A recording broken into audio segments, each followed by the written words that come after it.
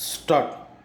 I do not propose to talk today about the need for reforming our educational system. Eminent people and leaders of public opinion have from time to time given expression to views which are well known. The entire process of education has to be viewed as an integrated whole, and we have to be clear about the objectives that we wish to achieve. As you are aware, we are already engaged at present in a process of economic development. Indeed, we are going through what may be called a period of industrial revolution. A large number of industrial and other types of units are being set up all over the country. For manning these units, we need a large number of trained technical people.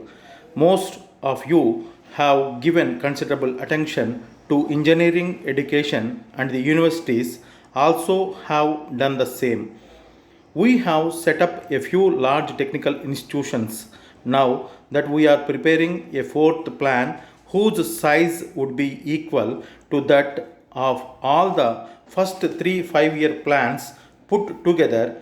Obviously, our requirements for technical personnel will be much greater.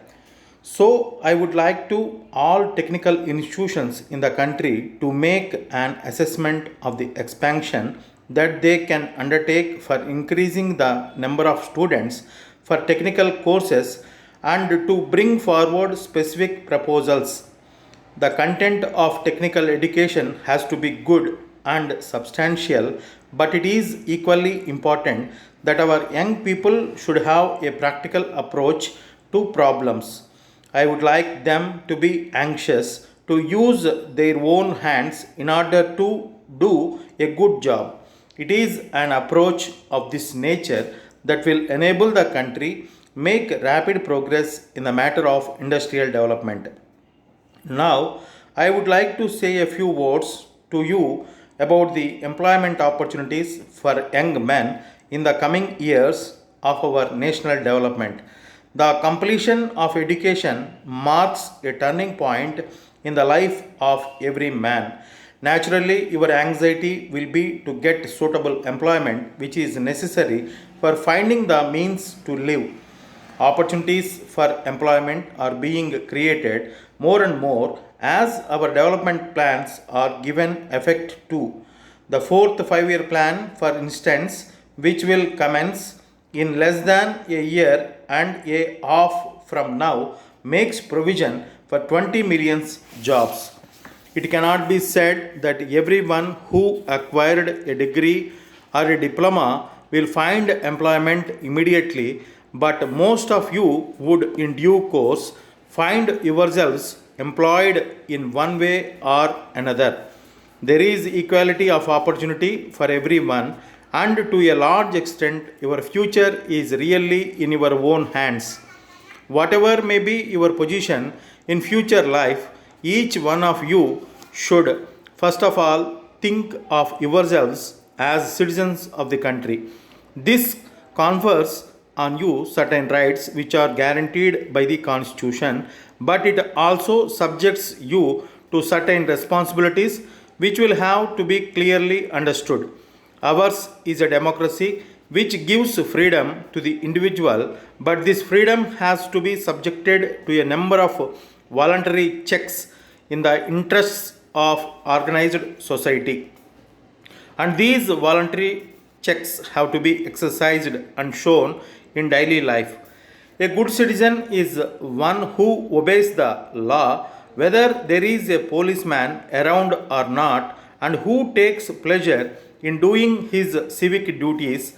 In the olden days, the sense of orderliness, manners, and discipline was taught by the combined effort of the family and the teacher.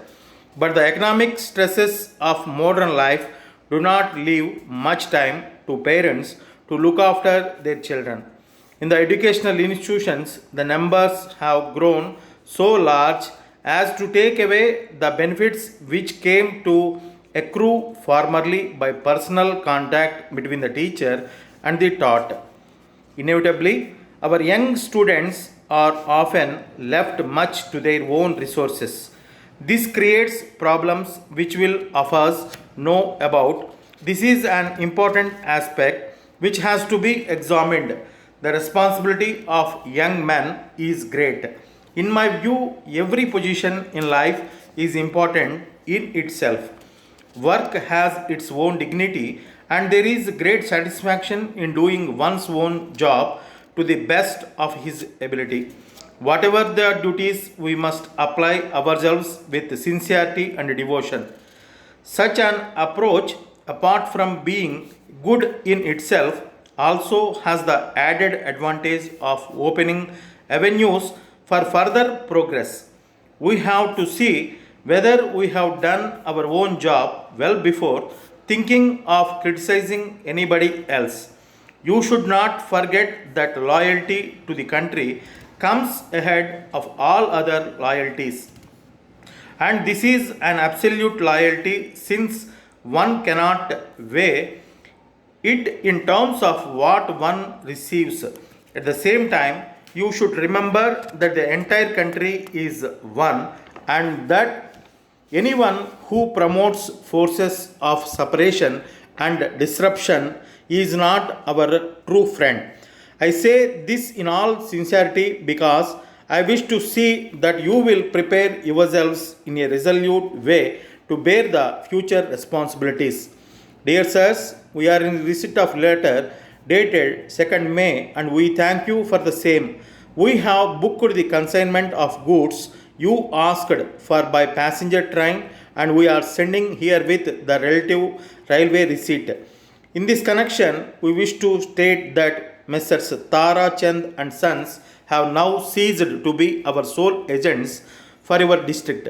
This position has come about because for some time past, the question of opening branches of our company in all principal towns of the state has been engaging the attention of the board of directors in view of the fact that most of our customers come from villages and they could not take advantage of the sole agency.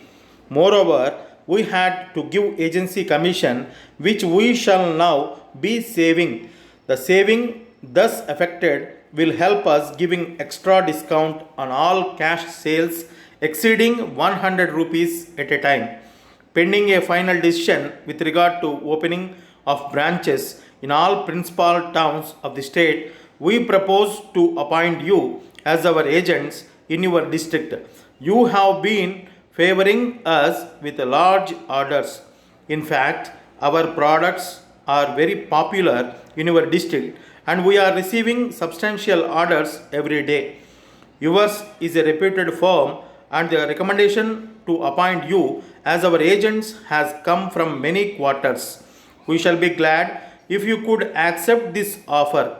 We are sending you by separate post our literature and agency terms. Ordinarily, we take a guarantee on our agents for a minimum sale of 2000 rupees per year, but in our case, we know the limit will be exceeded and there is no need for a guarantee.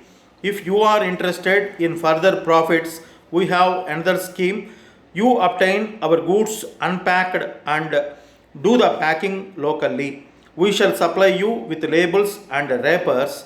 You will get an idea of the considerable saving from the special price list we are posting you separately. If need be, we shall send our representative for discussion. Please let us have your views very early. Yours faithfully. Start. I do not propose to talk today about the need for reforming our educational system. Eminent people and leaders of public opinion have from time to time given expression to views which are well known. The entire process of education has to be viewed as an integrated whole.